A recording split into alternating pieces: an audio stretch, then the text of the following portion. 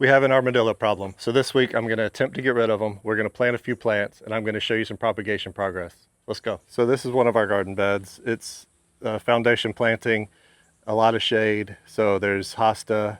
I can't remember all the varieties, but there's some hosta. There's some big leaf hydrangeas. Those were planted about 3 years ago. This is their third season, I believe. This is one of the places in our yard where the armadillos are doing damage. They've done a lot more than this. There's a few places where they've dug up some plants. Over here is one of our big live oak trees. Under here, the armadillos have also started to create some havoc. You can see some of the, I hope you can see on camera, some of the areas they've tried to dig. They dug this hydrangea, which was a propagation I did last year that has done super well, but they dug that up.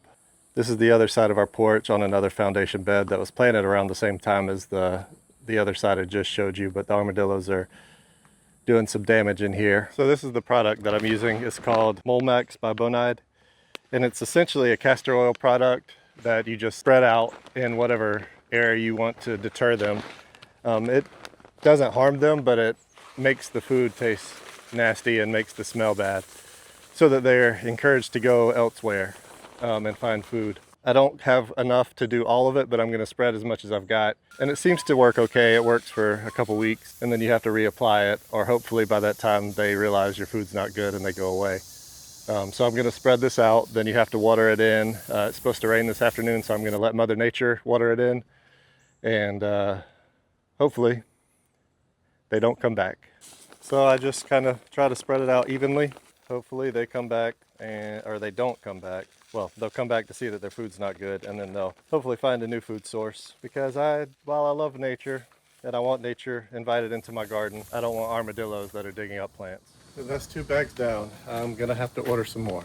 Earlier this season, I cut some trimmings off of my wisteria. This is a native wisteria, native to the eastern United States, southeastern I think, but anyway, this is a native wisteria that after it was done flowering, I took some cuttings and set them down in potting soil. And if I have a video showing my process for propagating stuff, but I took these cuttings and put them in this soil, and after a couple of months they feel like they're rooted in. What I do is I just kind of try to tug on it just lightly, see if there's any resistance, and if there is, that means there's root. So that's good. I propagated 6 of them, I believe. I gave 2 of them to my mother-in-law, but an easy way to get new plants. I also, this is the gardenia. There's not enough time for these to root in, but these are the ones we did together on camera the other day. And that video is linked below. And then I have some azaleas that I also attempted to do earlier this season, but they don't feel like they're taking yet. Some of them might, but that one feels like some resistance, but I don't want to pull it out to check because it'll mess up the roots. And then another eclipse hydrangea that also feels like there's a little bit of resistance on it. Nope, not that one, but this one feels a little resistance. This one doesn't. So that's a good sign. Anyway, that's the propagation update.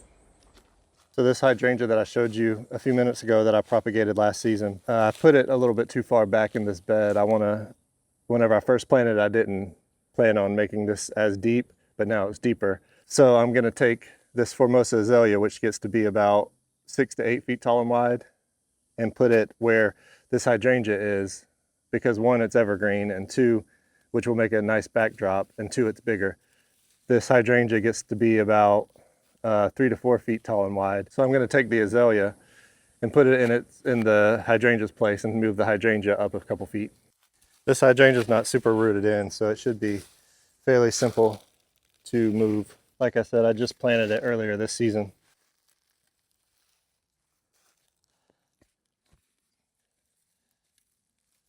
Yep, just 1 scoop.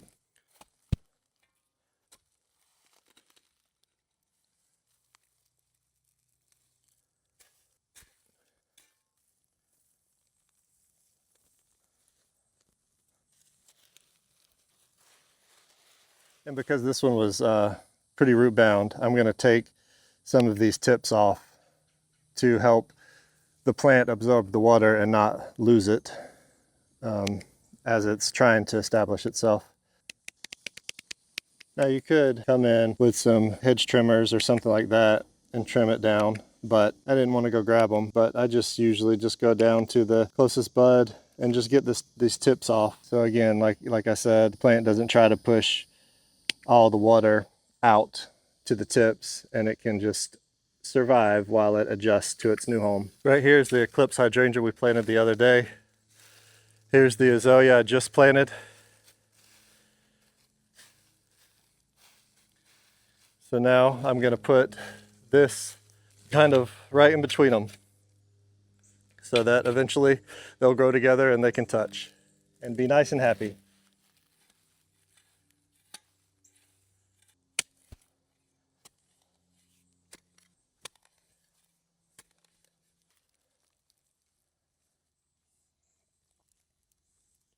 Perfect. Now, hopefully this one's happy in its new home.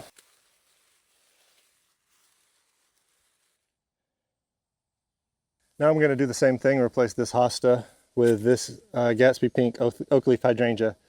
Same thing here. This gets about 6 feet wide, but only 4 feet tall.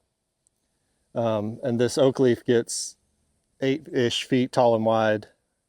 And it's flanked by a hosta over there in our bird bath and another Formosa Azalea over here. Let's get this out and in, I guess. I just planted this season. So same thing, it won't have super established roots. So it should be relatively easy to move.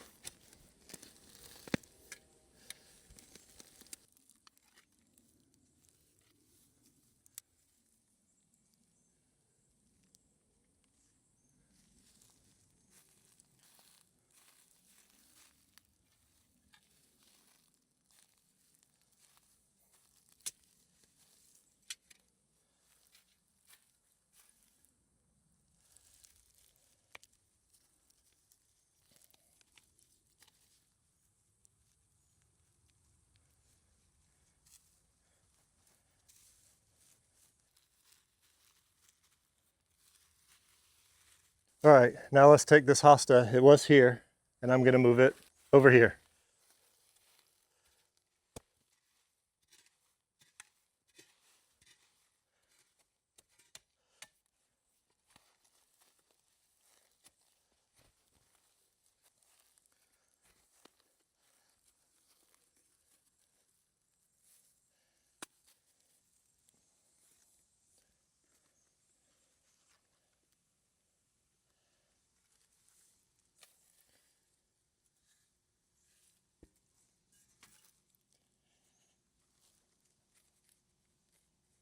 I don't think I mentioned, but this is a Woo La La hosta.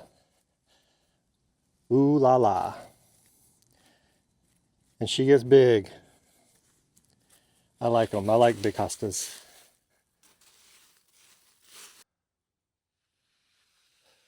Now we water them all in and make sure they're nice and cozy in their new home.